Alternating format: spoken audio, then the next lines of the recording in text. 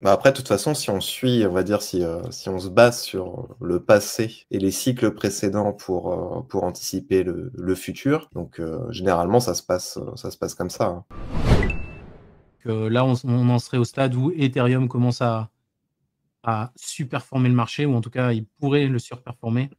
Et derrière, bah, les capitaux qui vont aller dans les large caps, quoi. Ouais, bah, là, je montre le graphique, donc de Total 3, donc toutes les cryptos sauf, Bitcoin et Ethereum. Bon, on a quand même eu une très belle progression. Bon, là, ça se stabilise un petit peu depuis quelques jours, là. Alors ça, c'est Bitcoin, mais on en parlera peut-être tout à l'heure. Le Total 3, globalement, on est là. J'essaye d'avoir des graphiques pas trop encombrés pour que ça soit clair. Mais bon, parfois, c'est un peu compliqué. Ce qui est intéressant de voir sur le Total 3, c'est qu'on a cassé les plus hauts de mars 2024. Ça, on l'a déjà abordé la semaine dernière. On a réussi en fait à lancer une belle dynamique haussière après cette grosse phase de consolidation en bull flag, donc en drapeau baissier. On a rejoint des niveaux intéressants psychologiquement, on est arrivé sur les 1000 milliards et on a bloqué ici. On est en train de faire un repli. On a fait notre repli. On n'est pas venu tester la zone de sortie. On aurait pu aller tester la zone de sortie. C'est pas dit que ça se fera pas, hein. Pour l'instant, on est en train plutôt de rebondir sur des niveaux qui sont ceux de mars 2022.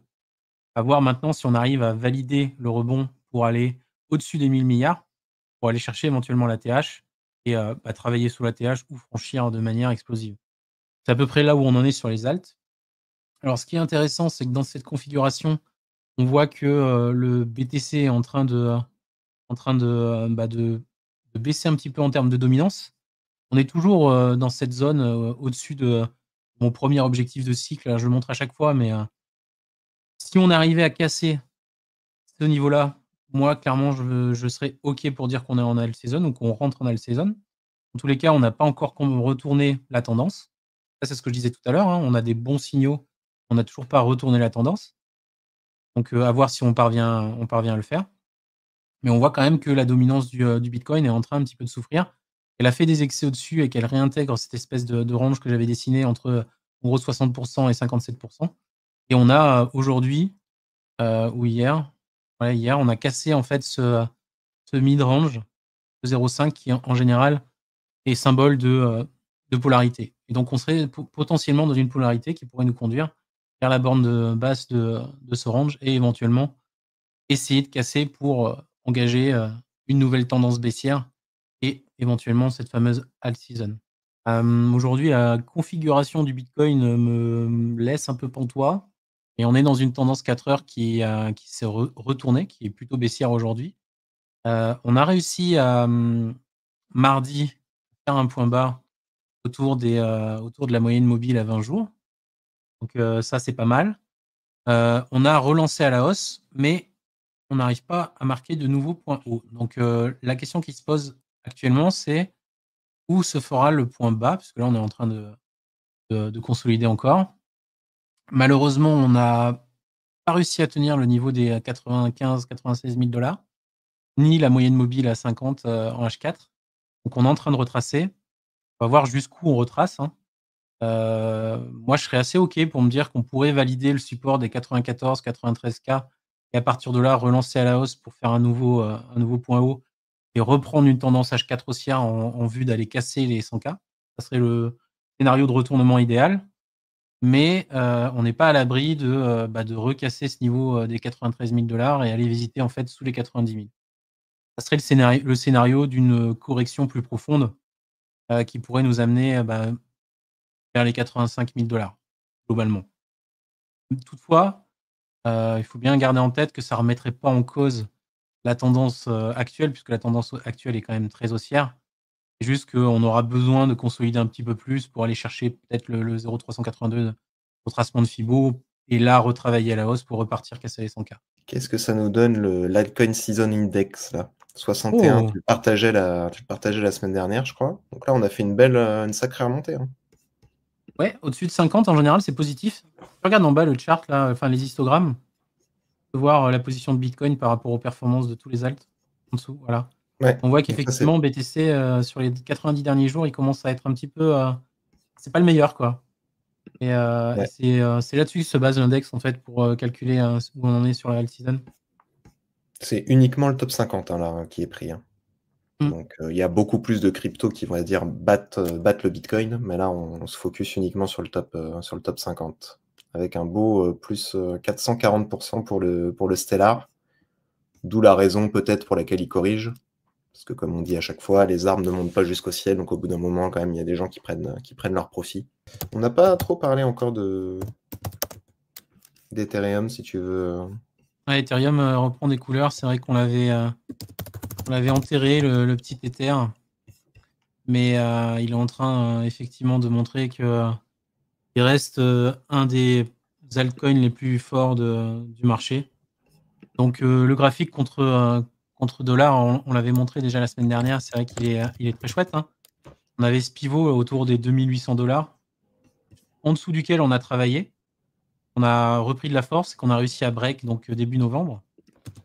On est aujourd'hui en train de travailler cet élan haussier avec notamment ici donc le 0,382 de Fibo qui est en général un Fibonacci, un retracement de Fibo qui est plutôt favorable à une relance haussière de manière impulsive. Et donc, on est en train de travailler ça. On relance aujourd'hui à nouveau au-dessus des 3600 $. J'ai tracé également ici le 0,236 pour voir où est-ce qu'on pourrait avoir des points d'appui si jamais on vient en repli, donc autour de 3500 $, hein, mais ça paraît plutôt évident. Derrière, le but, c'est d'aller chercher les 4000. Hein.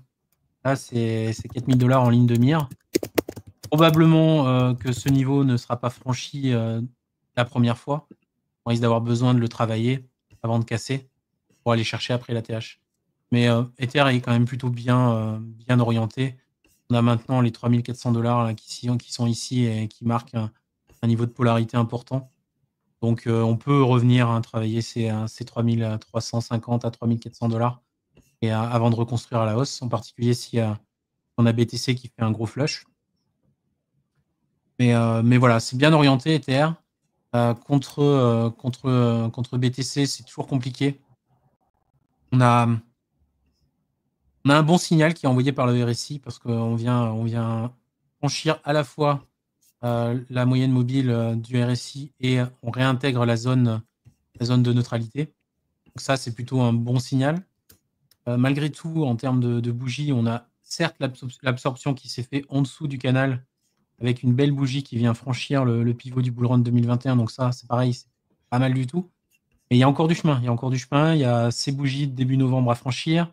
Il y a le haut du canal à rejoindre et éventuellement franchir la zone verte. Donc il y a encore du taf contre Bitcoin. On voit des choses intéressantes, mais on a vu des choses intéressantes aussi ici et on a continué à descendre. On a vu des choses intéressantes ici, on a continué à descendre. On a vu des choses intéressantes ici. Bon, je pense que vous avez compris. Aujourd'hui, c'est compliqué sans avoir une vraie structure de retournement sur ETH BTC, de dire OK, on a bottom.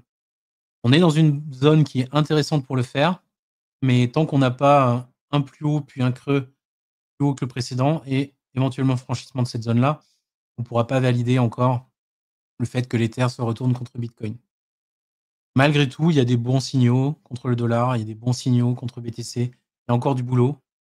Hein, c'est clairement pas encore orienté à la hausse, mais on a en tout cas le retour, un nouvel espoir pour Ether et l'envie qui est en tout cas d'un marché pour le renvoyer à la surperformance contre le BTC. Après, la semaine dernière, on en a pas mal parlé, mais il y a quand même... attention, hein, le token est quand même très haut. La FDV est énorme, c'est-à-dire que tous les tokens SUI sont loin d'avoir été émis. Je crois que c'est 28%. Donc voilà, à 35 milliards de... Si tous les tokens étaient émis, ça le placerait à 35 milliards de capitalisation, je crois, dans le top 10 directement. Bon, SUI est déjà plutôt bien haut, hein, donc voilà. Pas penser que SUI peut faire un x10, quoi. Disons que c'est probablement pas quelque chose qu'il va falloir hold après la fin du run, quoi. On a le season, comme disait Vincent Gann, il faut profiter des dips pour voilà, avoir des points d'entrée intéressants. Mais aussi, le plus dur, c'est qu'il faut sortir au bon moment et réussir à pas racheter quand ça va commencer à s'effondrer et pas se dire ah bah tiens, je rachète là parce que c'est le bon moment, tiens, je rachète quand ça a reperdu encore moins 20% parce que c'est le bon moment.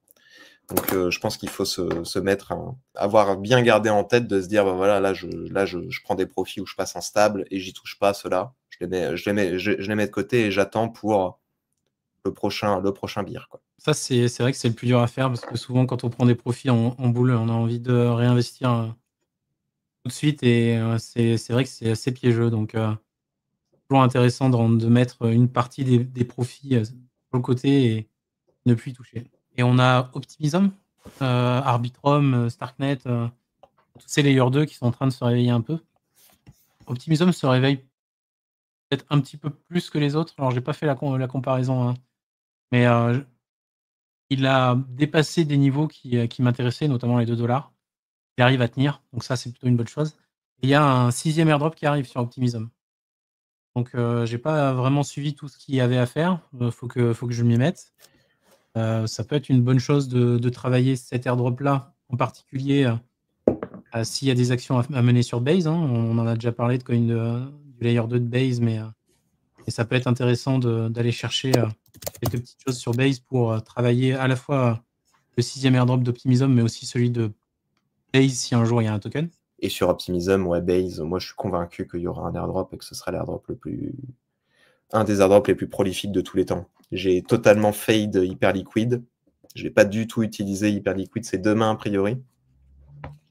Et de ce que j'ai vu passer, les montants risquent d'être astronomiques, avec 31% alloués à la communauté, de ce que j'ai cru voir.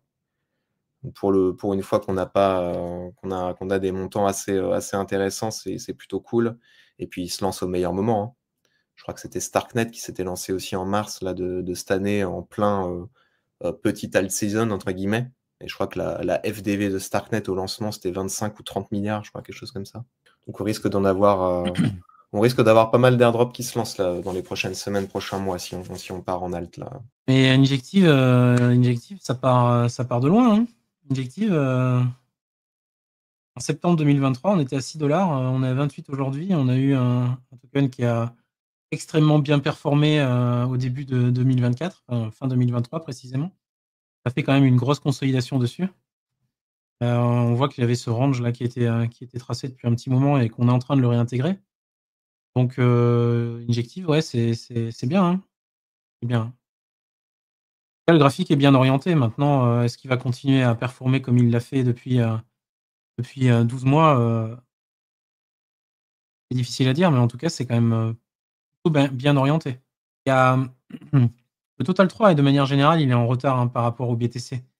Total 3, on a envie d'aller chercher l'ATH. Et globalement, si le Total 3 va chercher son ATH, il y a quand même des chances que les tokens qui ont été les plus forts pendant toute l'année 2024 aillent eux aussi chercher leurs ATH.